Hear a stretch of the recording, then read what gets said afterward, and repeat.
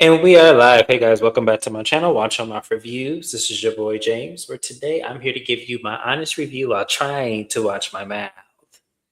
It is not going to happen in this video, but that's okay. We're going to live to fight another day. Joining me is my co-host, Mrs. Beth. Y'all say what's up to her.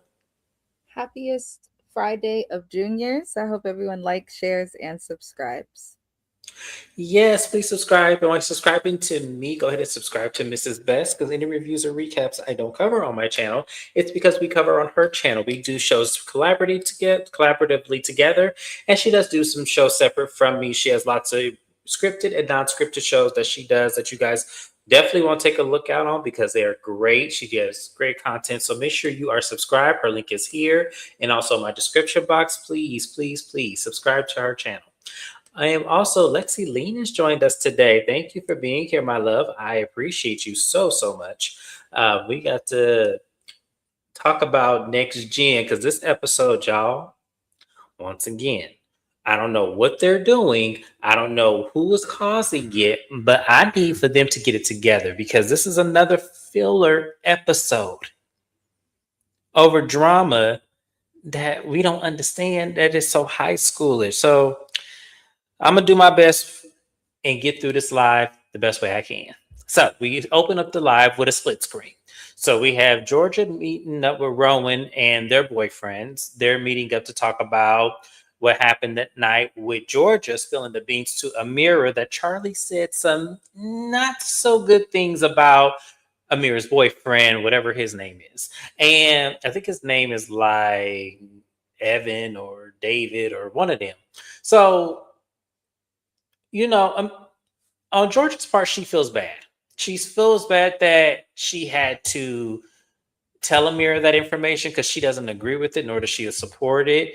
But it's something that has to be said because she didn't feel good, you know, disclosing that information or holding it from her. But my thing is this. If that's really how you felt and Charlie said those things, you could have said this to Amira a long time ago.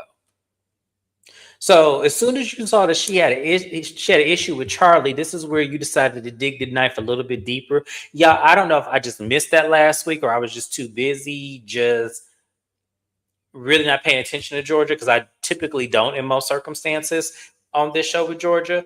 But I felt like this was very crazy of Georgia to dig that knife a little deeper and try to make it seem like you weren't okay with this when you could have exposed this a long time ago. Because I'm pretty sure. I had thought about that also, Mm-hmm. but never trust a bitch that won't wash her hands and Right. then gets upset at people who don't want to touch her after she has admitted and shown them that she don't wash her hands. But I think that's weird. Just because you're friends with people doesn't mean that you have to expose them, but it also doesn't mean that you have to keep their secrets if their secrets are harmful to others. Yeah, and that's the thing. I feel like, and once again, I do believe Charlie said it, but I don't believe he said it maliciously, which we'll talk about later. I don't believe he said it maliciously. I think he was saying it to make Georgia feel better of being accused of flirting with somebody else's man. I really don't think it was something that was going to be harmful. I think Georgia took that one as context to make everybody ice out Charlie. And I don't like that she's doing that because once again, this makes me be on Charlie's side, even though I don't like Charlie and think he's a bullshit of a person. He But not doing still, nothing to this girl right now, not this season. He's not even speaking negatively of her. right. Just because you're not cool with somebody, you could just not be cool with them. You don't have to drag their name through the mud and intentionally work to get other people against them. That's weird. Yeah, I 100% agree. And then they start talking about bedroom eating habits and stuff. And I just got tuned out and turned off. So I was like, okay, let's go to the other part of the conversation. So Amira is having Gia, Brooks, Ava, and Ariana at her house. Ariana doesn't quite get there when everybody else gets there. But when everyone gets there, they start talking about a few different things. One, Shy has asked both Brooks and Ava if they would model and put on their IG pages his new clothing brand that he wants to launch. He does not have a big following, so he wants them to model. Now, neither one of them has responded to him One, because Ava is going through a breakup, which we'll talk about in just a second here. And Brooks is trying to launch his own product. So they really don't have the time to be fooling around with Shy and his, favor of them to his clothing line, which I saw both sides. I'm like, okay, y'all are supposed to be on the show together, help one another out. Totally get it. But at the same time, Shy, they both are trying to launch their own personal brands and business. So y'all are on the same page. So I don't, you just got to respect their time. And I felt like I can't really blame Brooks and Ava at this point. But, it sucks because they would have a great following. Amira talks about, the other night and how she really got angry with Charlie. And Ava felt like Georgia was just holding on to that information in her back pocket and waiting until Mad Day to just spill it. And then that's how Georgia is. When it's Mad Day, Georgia's going to spill it. That's how a lot of people are with Mad Days. But to me, as I said, that wasn't the time for you to spill it if it was Mad Day. Mad Day happened on episode 1. If you really was trying to get at Charlie, you would have used that information then versus not now when it's way too late and you just want to dig the knife deeper. It just makes Georgia look crazy. And Amira's feeling that too. She says that Charlie has reached out, but she hasn't really responded yet. But she doesn't know what to do. She doesn't trust Georgia. She has a long-standing friendship with Charlie, so she's just trying to figure it out. At the same time, Ava is saying, she had some suspicions about Hook. And when it comes to Hook, she confronted him about it and decided to end the relationship. Now, it's a little complicated because Ava has moved in with Hook. They share a penthouse together. Now, I'm confused about that, Ava, because you said on episode 1 that you share a penthouse with your dad and that y'all split the rent 50-50. Now, which one is it? Which one is it?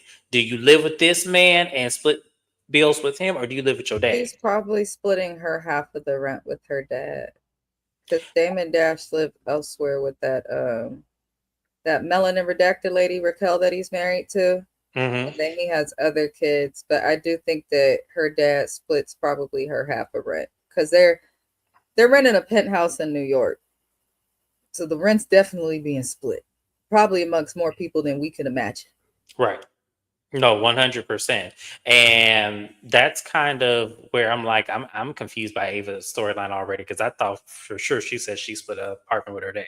But nevertheless, she's telling the girls and they all are pretty much, supporting, Ava through it. And then when Ariana gets there, Ariana says that, she had a crazy night with Liam and the boys confronting Kim, and she had to confront Shy because she felt like Shy was taking Hudson's side. And then she said that Shy told her that both Rowan and Ava told him that, she should run it by Hudson and everything. And Ava looked and said, "No, that is a lie. I did not say that. I totally told him, since he was closer with you, to run it by you."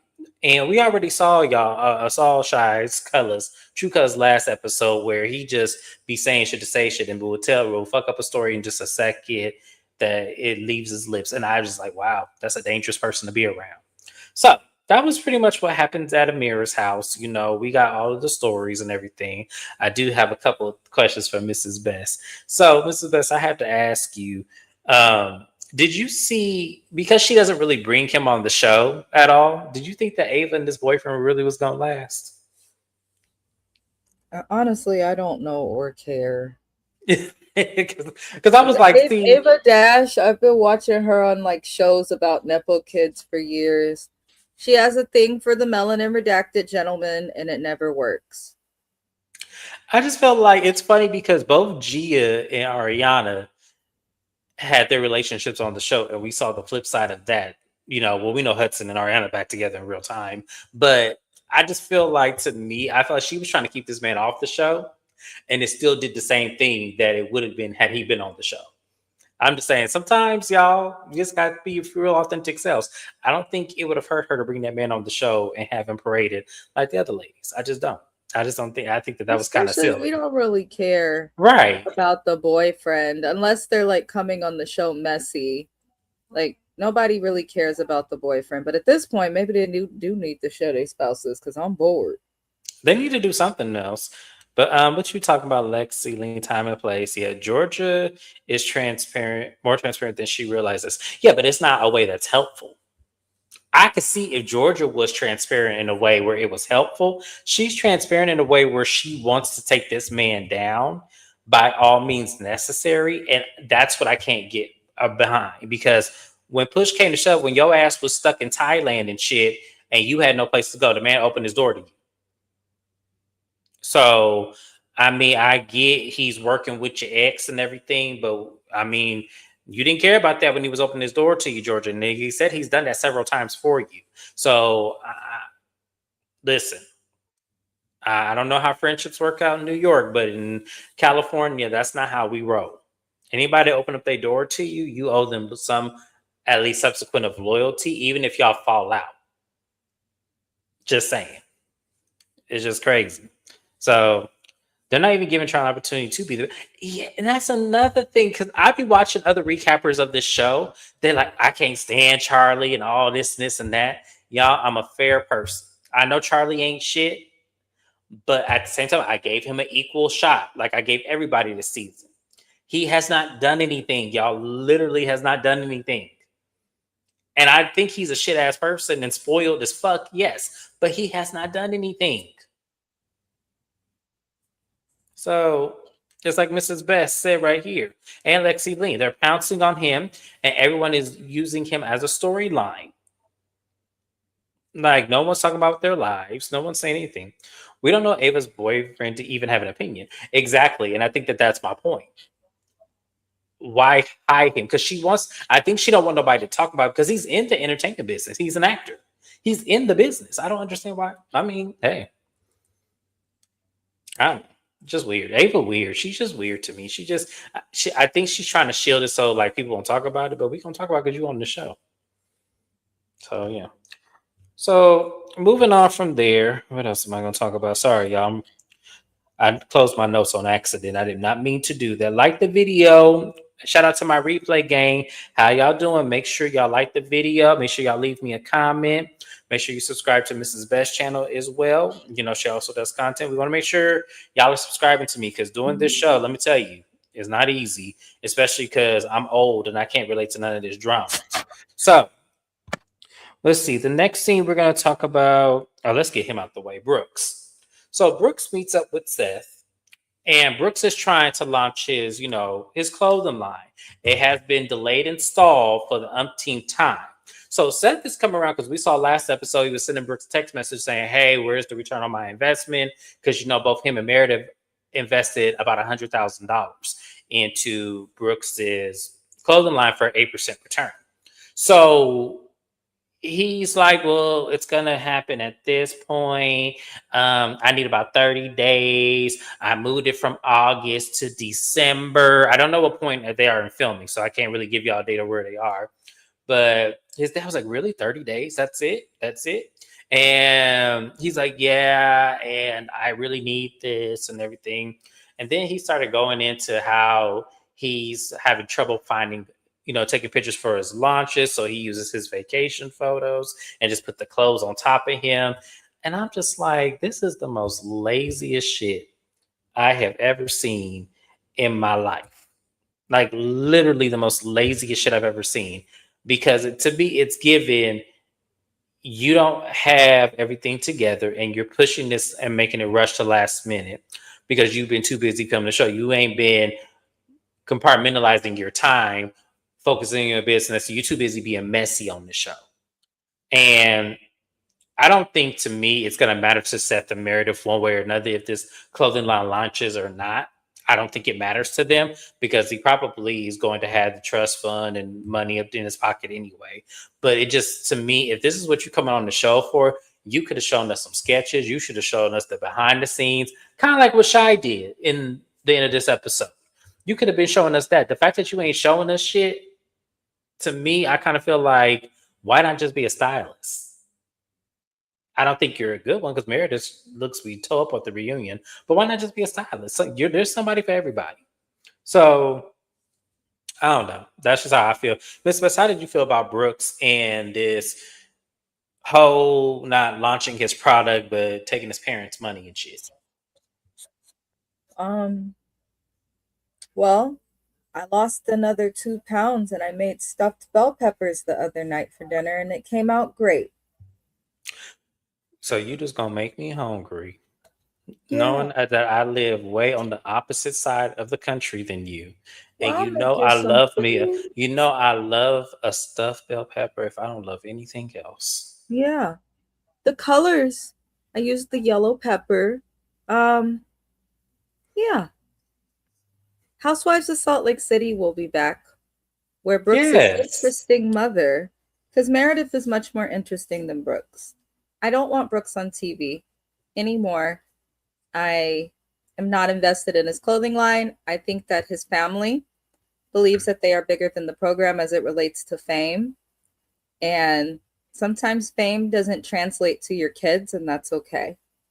I want Brooks to go wherever Riley has gone. That's all. I agree.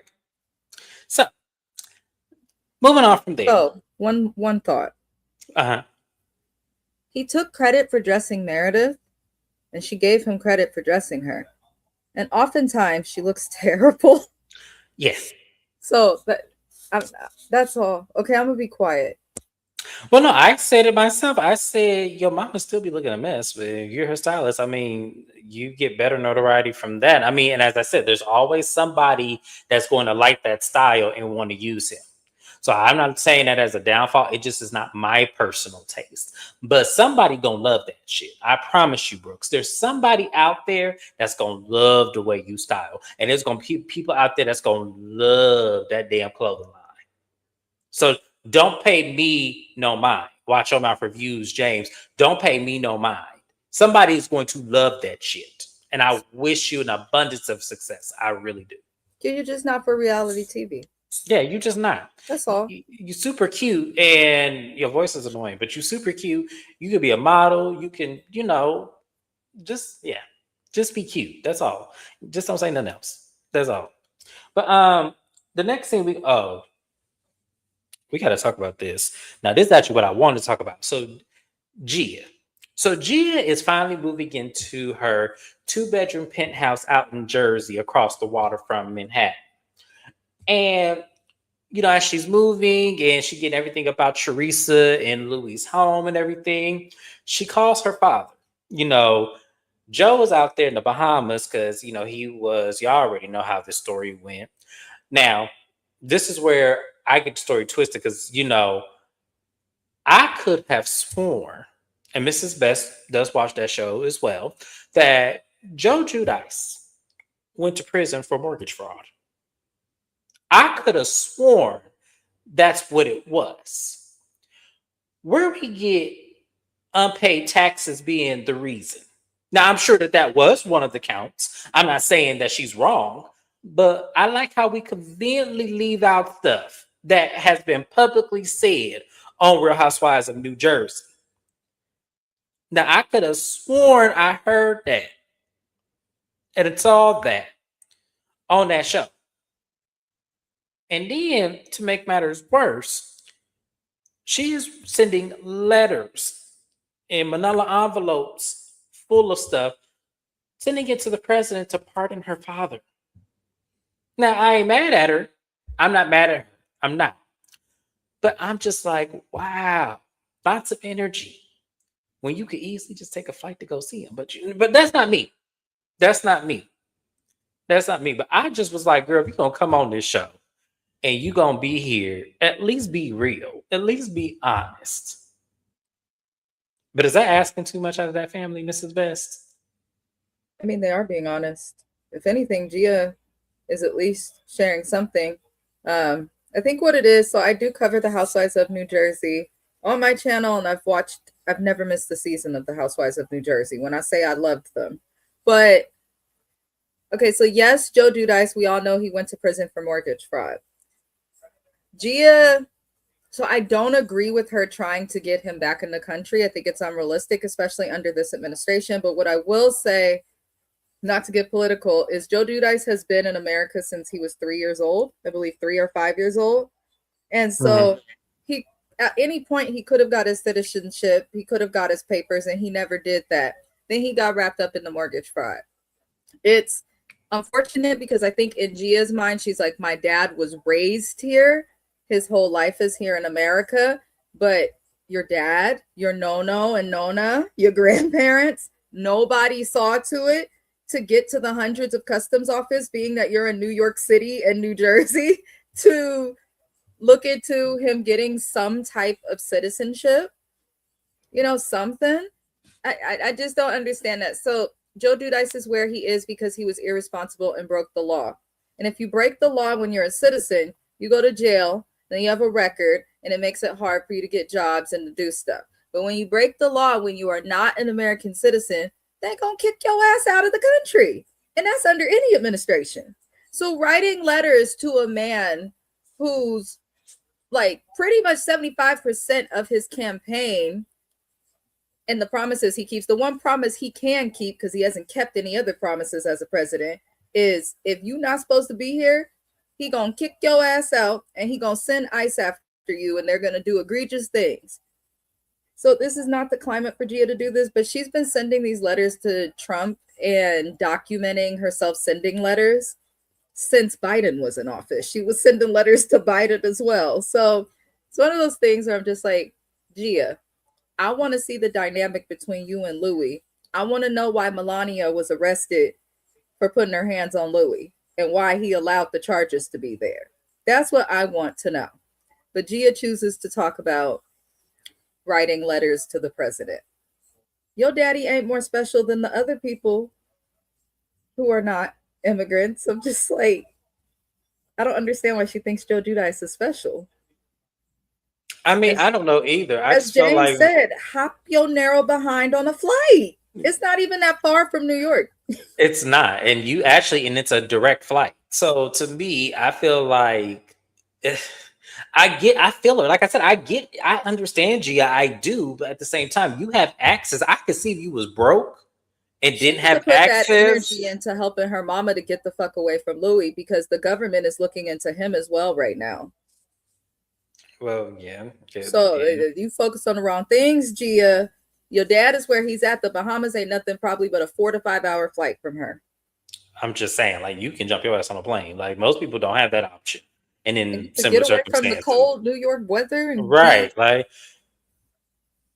I said the same thing. I was like, girl, you can go see your dad. You have.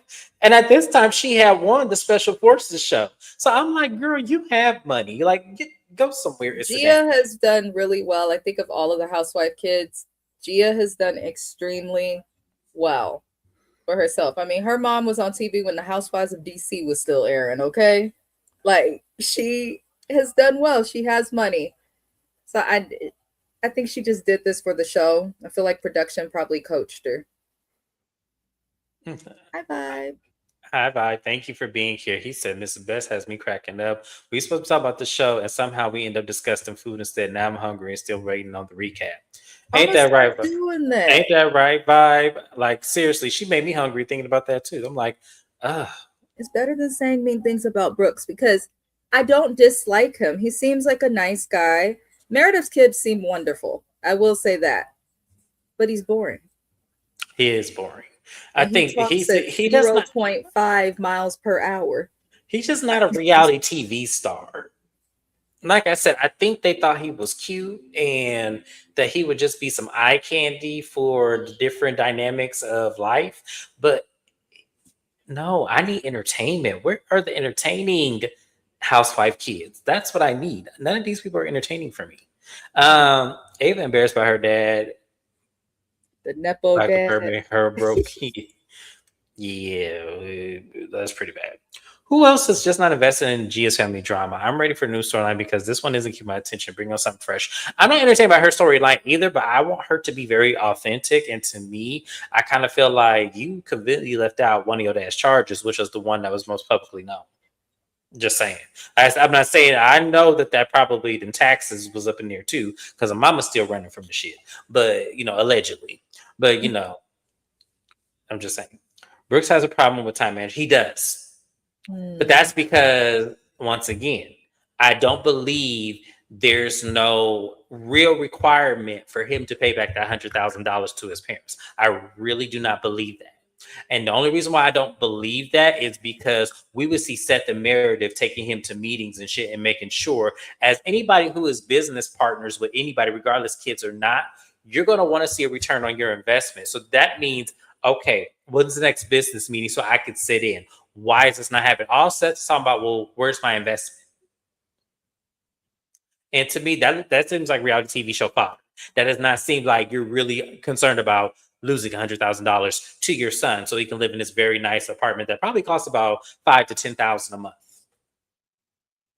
So yeah, I'm not here for that. I'm just saying. Joe's parents should have made sure he became a U.S. I agree. I They 100% failed agree. him. They failed him bad. If somebody asked me what's going on with Next Gen NYC, I honestly couldn't tell you. The storylines are all over the place, and nothing is standing out enough to remember. Mm-hmm. No, that's not. Gia's dad and stepdad might be neighbors in the Caribbean. Maybe. It's not easy becoming an American citizen of the United States. It's not, but at the same time, at the time that he was becoming one, it was a lot easier. Because remember, this man is not 21.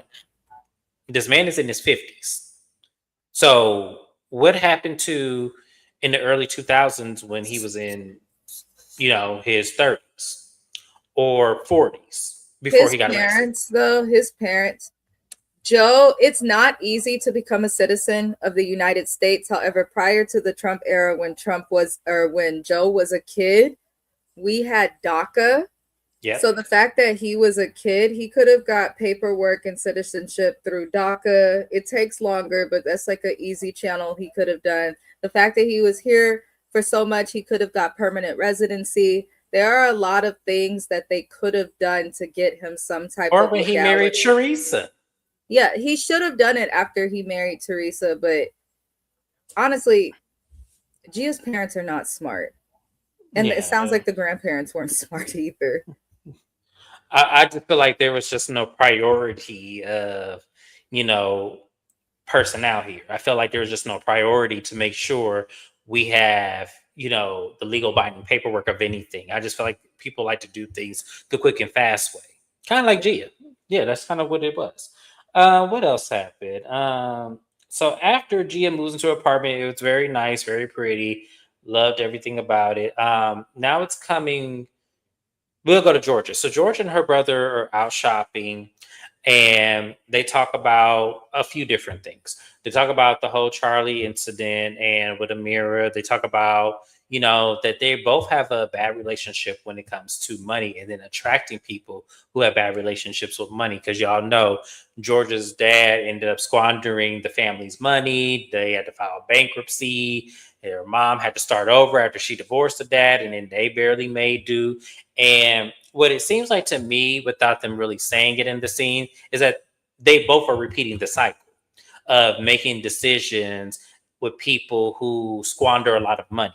Because she had Charlie, for an example. She's had former boyfriends who done the same thing. And her brother, without really saying it, but I know he wants to say, he goes, you may just be the problem.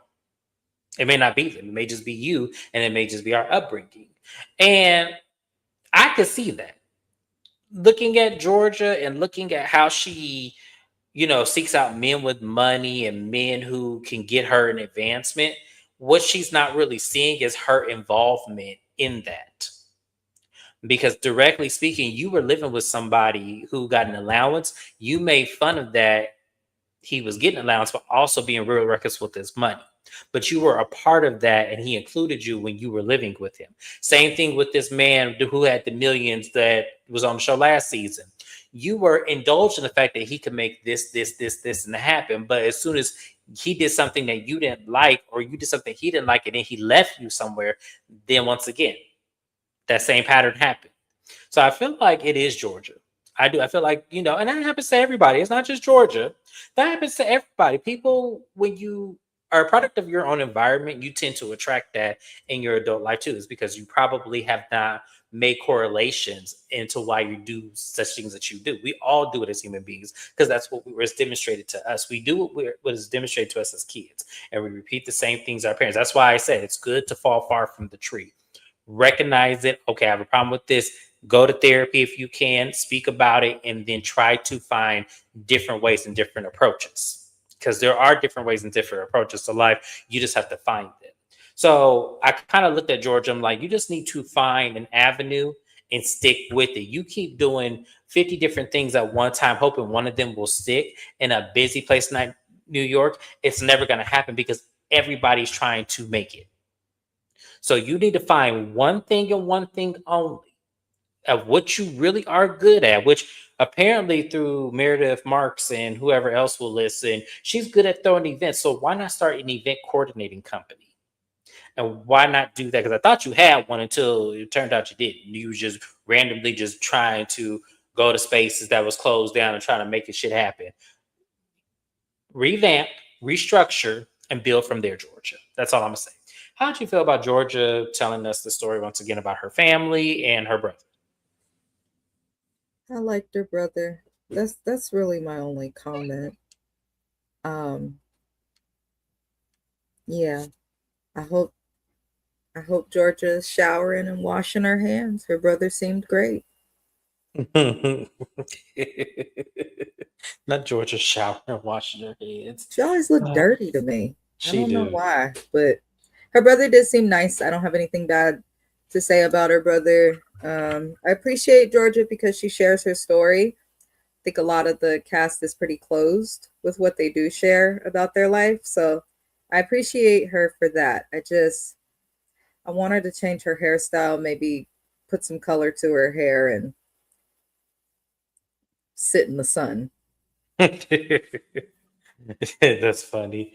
All right, so moving on. So it's Liam's birthday, and he is having a family dinner night. He invites his two little friends, Jackson and Kendall. If that's not that baby's name, I'm so sorry for messing up your name, but that's what you look like. That's what I thought I saw. That's what your name is right now. So he invites Jackson and Kendall over, and also Brooks, Ariana, and Ariana's roommate, who I don't know his name, and I'm so sorry, y'all. I don't know that young man's name. But they all coming over to meet his family. Now, Ariana does feel weird about it. She does. She feels weird to, not really have gone on a date with them, but there being some level of interest that the two have with one another. So we get a lot of backstory about Liam's life. His parents seemed cool. Dad was in the kitchen. Mom was being social. I thought they were lovely. Um, you know, Kendall and Jackson was telling stories about Liam. The one story Kendall talked about, he tried to let a fart and the shit backfire went in his ass. That shit was funny as hell. I'm sorry, I was dying. Her energy is weird. I can't figure her out. And I've been trying y'all with this Kindle. I have been trying to figure out because in my first thought of this part of my brain is I felt like Kendall likes Liam. She just waiting for Liam to figure it out. That's on the first thought of my brain. My middle part of my brain thinks she's gay. That's the middle part of my brain. And then my last part of my brain is that she probably is just doing this because he begged her to do this show. So that way he has some friends and not look like a loner. That's the last part of my brain. Now I could be wrong on all three accounts. Don't make me know, never mind. But as I said, that young lady is hard to figure out. And it's crazy because she's crazy distracting because she's so beautiful. But Ariana gets there, and Ariana, she's being the family, she's being nice. She says it's weird because when you Google her, you see a lot of shit. Kim and Croy's divorce, Kim's gambling, Kim's drinking, Ariana's DUI, all this bullshit. So she's nervous about the parents' first impression of her and everything. And you know, Kendall said that, I think Ariana is perfect for Liam. Everybody thinks that she's beautiful.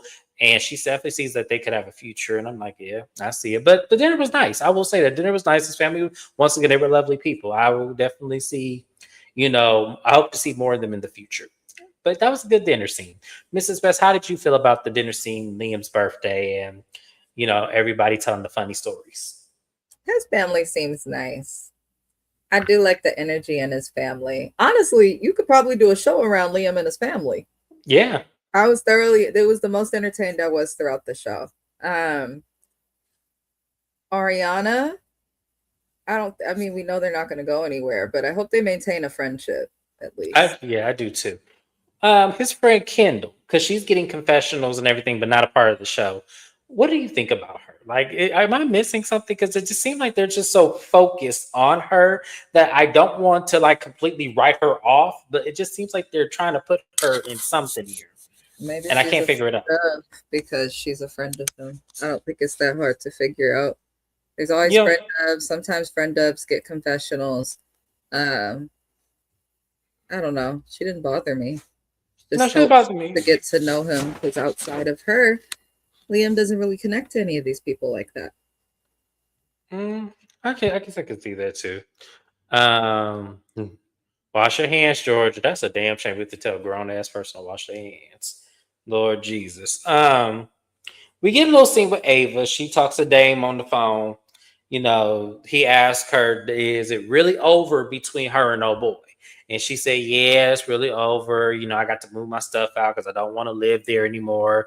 And she says that the boy's not taking that serious at all. That they're broken up. He just says, "Yeah, okay, it is what it is," because they probably have been here before. But Ava looked like she really is done with the young man. And Dane was, they were talking about the money problems, and she said that, he does owe her money currently in today's time, but he does pay it back, but he currently owes it. And he says, I'm a Nepo dad. That's what this is now. Nepo dad. And I'm just like, dang.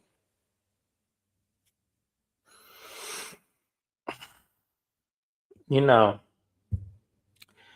I have to put my head down because if y'all knew at what point in time that this man had the money this man had,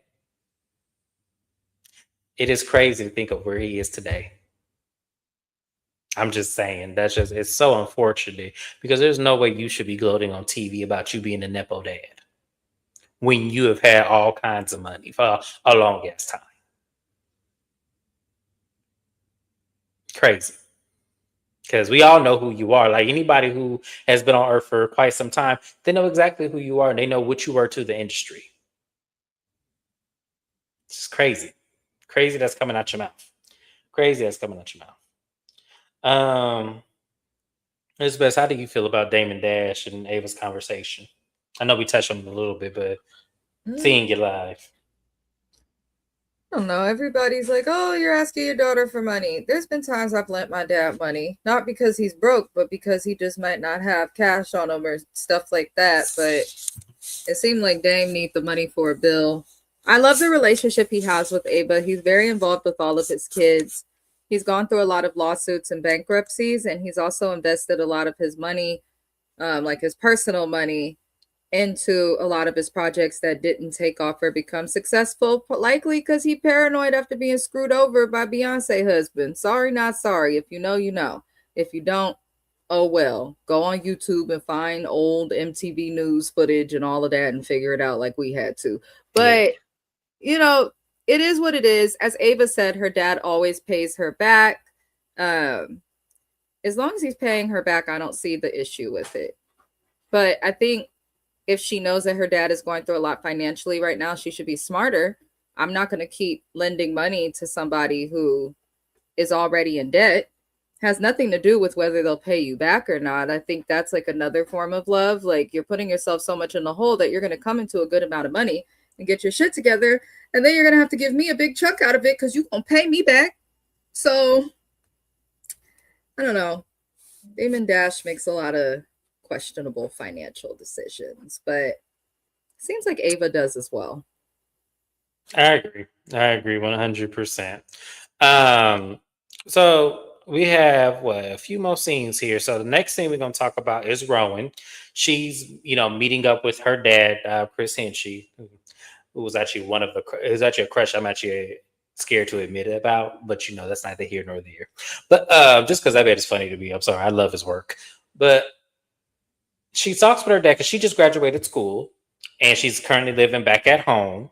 And, she wants to get her, journalism and writing career off the ground, but she's only 22 years old. Chris said it took him till he was 30 to actually get some sense of his career started.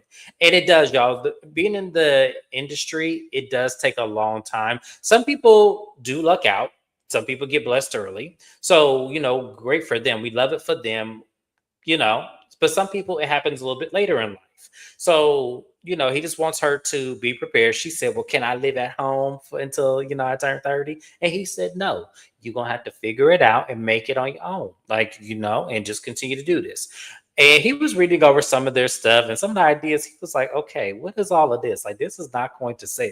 She goes, well, it's sold in my brain. He said, but the problem with that is you got to have to put it on a screen. So how's that going to look on screen? And she's like, oh, yeah. So we got a lot of work to do with Rowan, but the scene was funny. It was very cute. And I'm glad that she has that as a resource, for trying to get into that business. So I thought that scene was actually really cute. Mrs. Best, how'd you feel about the scene with Rowan and, her dad? I mean, it was cute, but it was boring. All right, moving it along, y'all. I'm not gonna lie, y'all. This is my last season of watching Next Gen. This I've never been more bored. And the fact that they added Rowan. Listen, I get her parents are famous, but she just let her go be a journalist. She doesn't give reality TV to me. Her and Brooks can go. Absolutely, I agree. The next thing we have is Shy. Now, Shy is, actually giving us more insight of his clothing line that he's trying to start. He is putting everything he has into it. And as he said, he does not have the biggest following the way some of the other cast members have. So he wants them, to help him with using their resources and, doing something off the strength of their friendship. He is texting Ava. She's not getting back to him. She said, look, before I could go and agree to do some shit for free, I got to make sure the money is, on the barrel hand. So sorry, Shy, I got to handle my business. Brooks is the same thing. He like, look, I would love to help Shy, but right now I cannot do it. I got to get my shit off the ground too. So sorry, friend, can I help you? So he asked Rowan, and I'm sure we'll get a response from her probably next episode.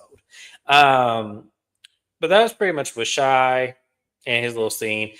And then the last scene, because I know Mrs. Best is probably going to tell me to skip over there, go to the last scene. So the last scene we have is Charlie in the mirror. She finally agrees to meet up. She does go alone without her boyfriend. And as soon as she walks in, Charlie asked about him, and she said, no, we've been friends a lot longer. I'll leave him at home. And Charlie immediately apologizes because he said that he hates the way that Amir looked and felt that night. He said that was never his intention to ever hurt her, and he does value the friendship. And the thing about is that he talked to Georgia, and he asked Georgia, what exactly did you say? And Georgia told him. So Amir said, okay, well, off the strength of that, since you talked to Georgia, is what you said true? And Charlie says, listen, I can't confirm nor deny it. I may have said it. I don't know. I don't recall saying it. And if I did say it, it was never malicious to hurt you in any kind of way. So for that, because I don't know if I said it or not, I'm still going to apologize to you. I'm sorry for hurting you deeply. I'm sorry that came out of my mouth. And Amir was like, look, Charlie, I love you. I do. And, we have a long history. So, off the strength of our friendship, I am going to give you another chance, but it does have to be baby steps. Like, I'm not going to immediately trust you right now, but I do want to let you know that I do love you and that, I'll just have to take the strength of your word. Now, this is my problem with Amir. Because to me, your actions and these words do not align. This is given very much, we need you to push our storylines forward. So it behooves me to make up with you and act like I want to be your friend, only for later on to fuck you over in the end. And if that's what happens, Amira, you are just as phony as everybody else in this cast that is using Charlie for a storyline. Because instead of you standing up and saying, no, what you said was dead ass wrong and I can't respect you, I'm sorry, I got to go. The fact that you didn't do that when you acted like a complete and utter distressed lady at that damn bar, talk about he's dead to you. Where's that? How quickly you was able to forgive Charlie and move on from that for now. I don't like it, y'all. I don't like when people do that. To me, if he hurt you the way he said he hurt you, because you looked pretty hurt to me, I would be so quick to forgive. I just wouldn't be. I probably would forgive, but I wouldn't fuck with you anymore. That's just how I see it. That's just how I see it. Mrs. Best may think differently from me, but I would not be able to fuck with Charlie if I knew I got hurt that deeply. That's why I'm saying I'm calling bullshit on Amir because I don't believe it. Sorry. I believe this is some bullshit. I believe you're not really mad at this man. I believe he has said it, and I believe he said it to you. I'm sorry. I just believe that now because it's not adding up, y'all. I need it to add up. It does not add up. Mrs. Best, how do you feel about that scene? Honestly, pretty much the same, but I feel like Amira just likes drama a little bit and wants to be involved in something. A comment that's made having to do with anything LGBTQ. Unfortunately, there's a lot of people, a part of that population of people that use it for storylines or as a way to get offended or to be relevant, and it's offensive. Don't do that, Amira. Please don't, because I agree with James. I feel like Charlie probably has made a comment like that before. That's why he said he can't confirm nor deny. But I don't feel like he would ever say it in like a disrespectful way. Right. If that makes sense. So, and he kept saying, I'm glad we can agree that, Georgia doing this was wrong. I don't know. I feel like Amira did all that fuss and said so much that it's weird that you talk to him and you're just magically able to forgive. And because the comment had to do with like sexual orientation and sexuality and stuff, and being that Amira is trans, I would expect you not to be so forgiving in this area. So you're either bullshitting because you want to be relevant and have a moment on this show, or your mindset is questionable. But either way, I'm looking at Amira with a side eye. Oh, absolutely. Why are we even having a next gen reunion? I still don't know what happened this season that needs to be unpacked. Somebody help me understand. We don't understand. And the problem is, once again, this is production being lazy and making everybody produce themselves here. And these kids are way too young to be doing that. Mm-hmm. They're either authentic or they're not. They should have kept it strictly housewife kids since it's Bravo. They should have kept it strictly like Bravo Peacock kids from shows that people watch on the streaming apps and on Housewives. And they should have just followed them trying to become self-sufficient from their parents instead of trying to force them to all be friends. Kind of like the format how Love After Lockup is. You got a bunch of different people that you see week after week, but none of them are interacting with each other. Like, they should have done something like that, especially in a city as big as New York, but because I don't think they have enough. A lot of these kids grew up well, privileged, and nothing is wrong with that. They have what their parents worked hard for. Their parents went through drama and BS on television and in the industry so that they wouldn't have to go through it. So I wish they would like highlight like Riley's decision to pause on law school to go do DJing, or like they could have went more into Charlie's dynamic, even though he's a little older, with his dad, because that in itself was very toxic. They could have got more into Hudson. Like, these kids are interesting, just not together as a friend group. I'd rather see what they're all doing individually.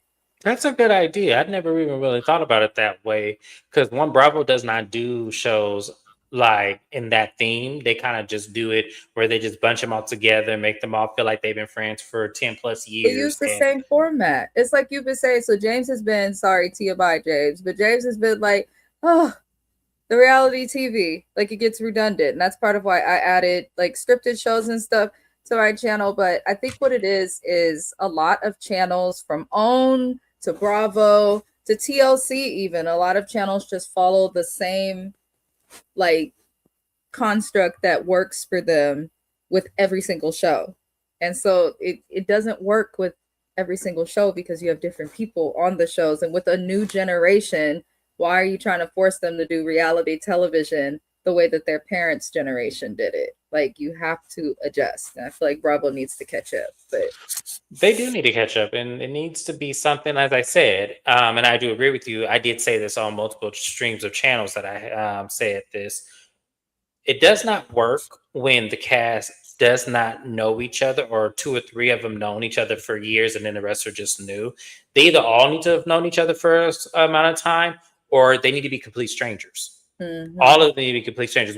The reason why Real Housewives of Rhode Island worked so well as a new show is because all of them have known each other way longer than 10 years. Some even known each other for 20 and 30 years. So when you have that kind of dynamic of a friend group, that works because we get to see the flaws, we get to see the loyalty, we get to see the trust. I think only one of them, or maybe two of them, did not have a long history with the others the way the other women did. I think it was Rosie and the girl that cried. I think they didn't have a long-standing friendship with any of the ladies, but maybe their husbands have known it. You know, it's always just some connection of length of time, and I think that works. Same thing with strangers. That's why the real world always worked, because they were strangers trying to get to know each other, and you saw the real things unravel. They need to bring shows like that back, like the real world and stuff like that. They do. We just have to stop trying to follow the trends of what's popular and come up with an original idea. That's all. Yeah. I can understand how that's hard to do, but somebody got to do it. Somebody got to do it, but I would love to see the revamped Real World, but not the Real World where y'all just let them be in the house and talk about each other. No, they need jobs. So if y'all bring back the Real World, MTV, if you're listening, if y'all bring back the Real World, they need to work on top of living in the house with each other. They need to do something. I don't give a fuck if they have to go and clean out septic tanks. They need to do something, because that's what made it interesting. The job. I always wanted to know what job they were going to get every season when I was a kid. I was like, oh, what job are they going to have? Paris was still my favorite because they had to write like articles about their experiences and stuff. I thought that was so cool. But yeah, but once again, this show, I'm like Mrs. Best. I may not pick up season 3 if there is a season 3.